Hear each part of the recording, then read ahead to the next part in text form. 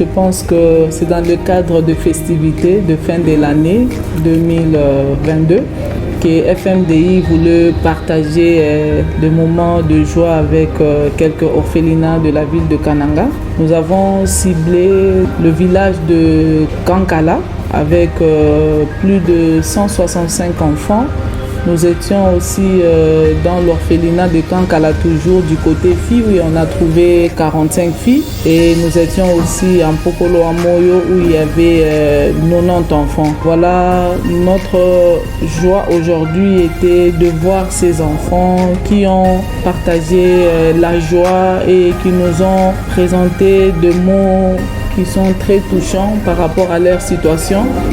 Aujourd'hui, il y a des enfants qui se retrouvent dans des orphelinats parce qu'on les a traités de voleurs. Aujourd'hui, les enfants sont dits sorciers.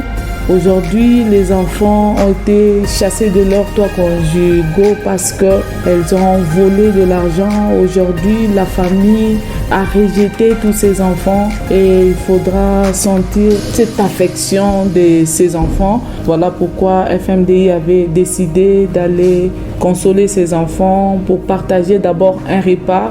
Au-delà de repas, nous avons donné de vivres et non-vivres.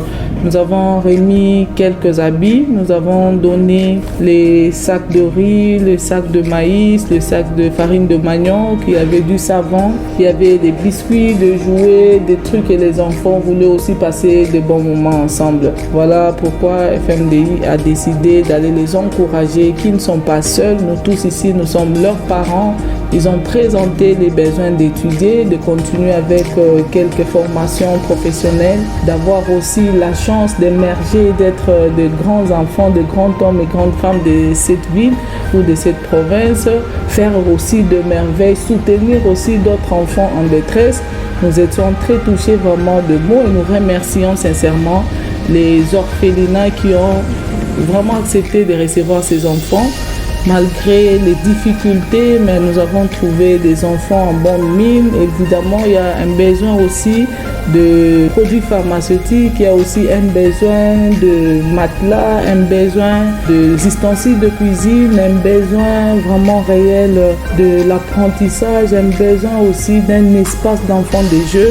Donc pour cela, je voulais lancer un cri d'alarme à notre autorité provinciale ainsi que toutes les structures de prise en charge des enfants, de protection des enfants, toutes les structures de la société civile, de ne pas oublier, la fin de l'année arrive, pensez aussi aux enfants orphelins, aux enfants vulnérables, leur donner un repas, leur donner un sourire, leur donner un habit. Je pense que Dieu fera de merveilles dans nos vies pour l'année 2023.